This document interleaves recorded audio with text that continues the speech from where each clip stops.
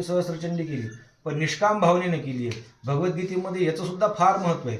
निष्काम भावनेने जो भगवंताची उपासना करतो त्यावर भगवंताची अधिक प्रीती प्राप्त होते, हे गीता सांगते. त्यामुळे आई जगदंबेची निश्चित कृपा, वात्सल्य आणि करुणा तुमच्या कुटुंबावर राहणार, यात काही संशय नाही आहे.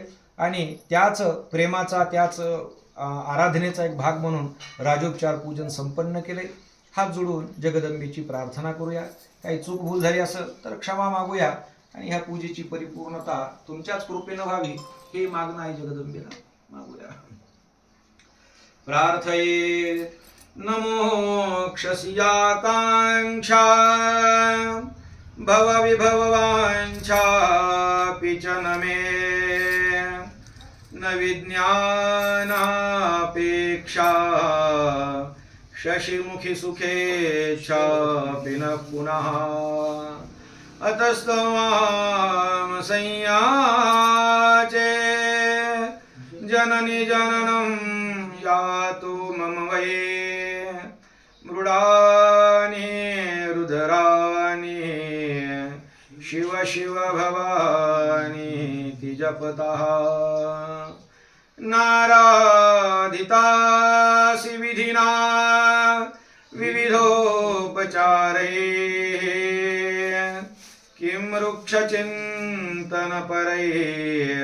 न कृतं वचोभिः, क्षामे त्वमेव यदि किञ्चन मय्यनाथे, दत्से कृपामुचितमम्ब परं तवैव, आपत्सु मगनस्मरणं त्वदीयं, करोमि दुर्गे करुणार्णवेशि,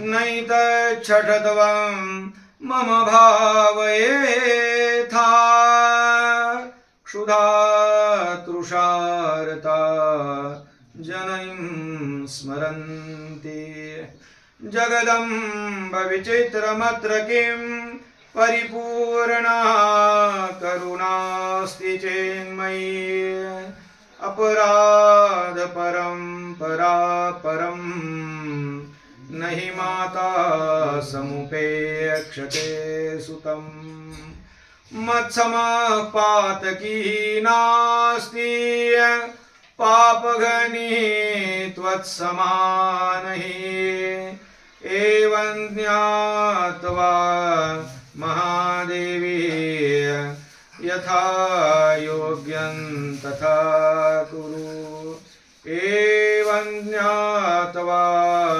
महादेवी यथा योग्यं तथा कुरु.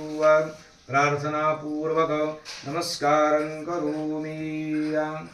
एतेषु एतानि त्रिगन्धाक्षतपुष्पधूपदीपनैवेद्यपूर्वताम्बूलदक्षिणा पात्रा साधन पूर्वक राजोपचाराख्येन करमा श्री महाकाली महालक्ष्मी महासरस्वती कुलस्वामिनी तुळजा भवानी प्रियता नमः. तत्सत् जगदंबार्पणमस्तु. आता पाणी सोडा.